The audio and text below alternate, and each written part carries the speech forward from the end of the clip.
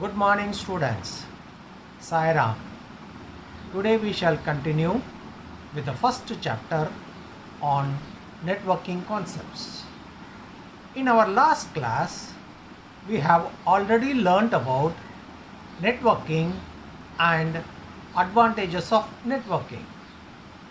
Further, we shall study about the network components.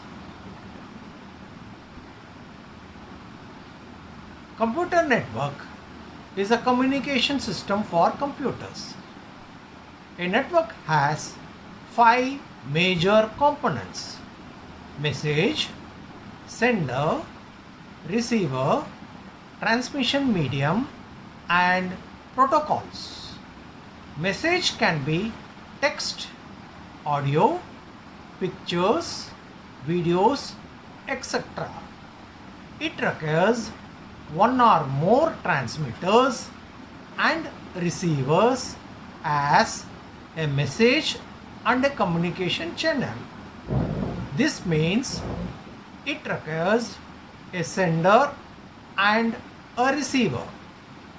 Sender is a device that is a computer, mobile phone, etc. that sends the message through the transmission medium.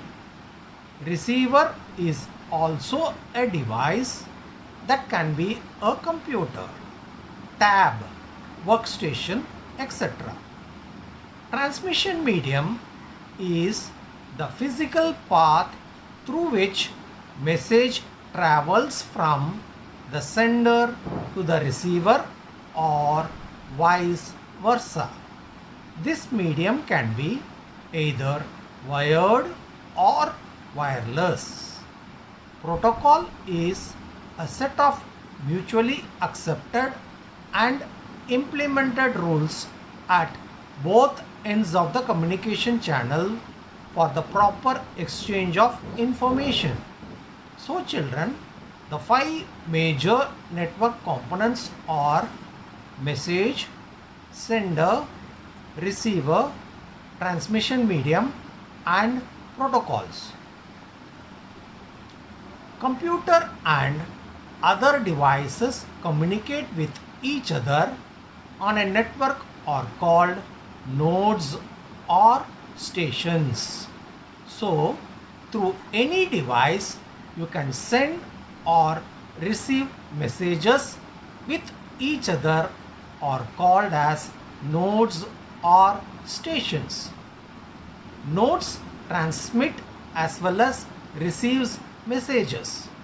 Now let us see what exactly is a server. Computers that allocate and manage resources for a network are called servers. What does this mean? This means that computer device that is dedicated to managing network resources. There are many types of servers. For example, web servers, mail servers, file servers, etc. Types of network. Now let us learn about the types of network. There are various types of network which are used worldwide these days. Depending on the geographical area and number of computers covered by a network. It includes devices housed in a single room to millions of devices spread across the world. Mainly, there are three types of computer networks. Local area network, LAN. In LAN, interconnection of two or more computers and peripheral devices are connected within a small area such as room, office building, or a campus. LAN is secure because there is no outside connection with the local area network. Thus, the data which is shared is safe. It is widely useful network for sharing resources like files, printers, games, and other applications. Metropolitan Area Network MAN. MAN is a large network than LAN network. It is spread across a city, college campus, or small region and so are called metropolitan. The term MAN is applied to the interconnection of local area networks in a city into a single larger network. The term is also used to describe the interconnection of several local area networks in a metropolitan area through the use of point-to-point connections between them. Cable TV network is the most common example. Wide area network. This kind of network connects two or more computers located at faraway places. They are linked by communication facilities like telecommunication or satellite signals. ATMs and railway reservation systems are common examples of wide area network. Business as well as education and government entities use wide area networks to relay data to staff, students, clients, buyers and suppliers from various locations across the world. So, a WAN can cover country, continent or even a whole world. Internet connection is an example of WAN. Other examples of WAN are mobile broadband connections such as 3G, 4G. So children, we have learnt about LAN, MAN and WAN.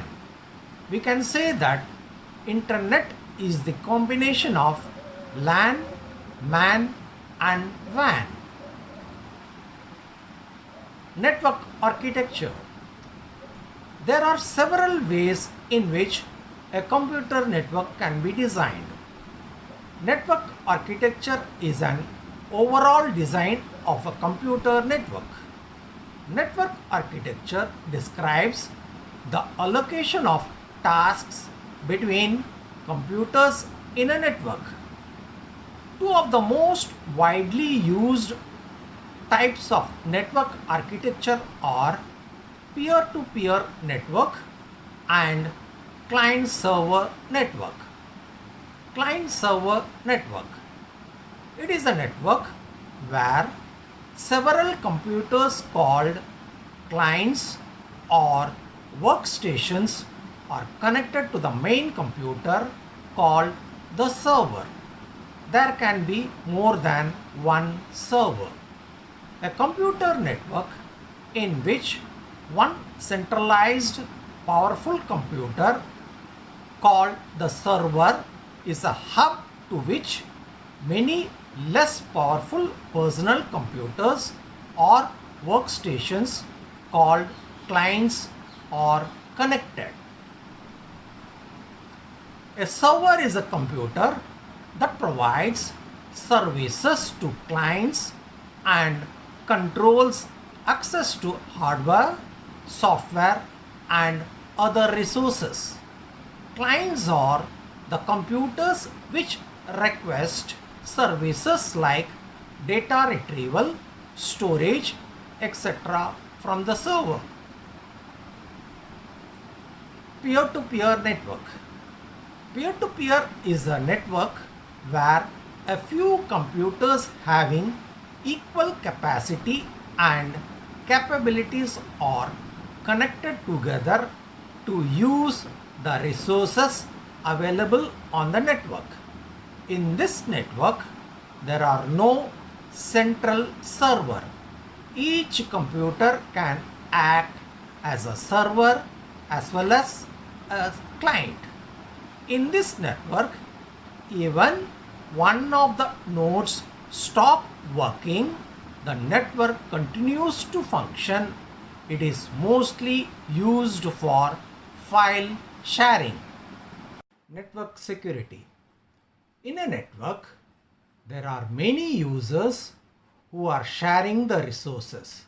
So, network security becomes an important aspect. It means protecting data and resources from access by unauthorized persons.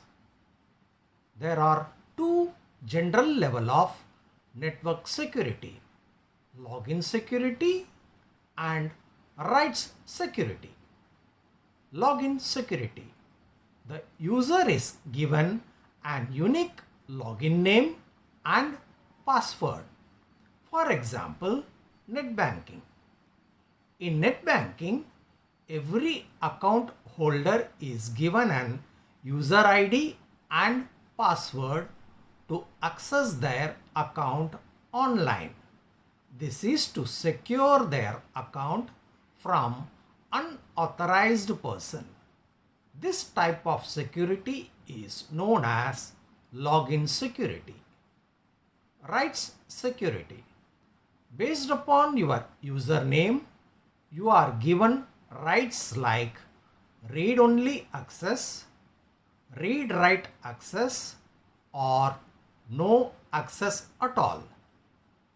Read-only access means that the user can only view the file and is not allowed to make any modification.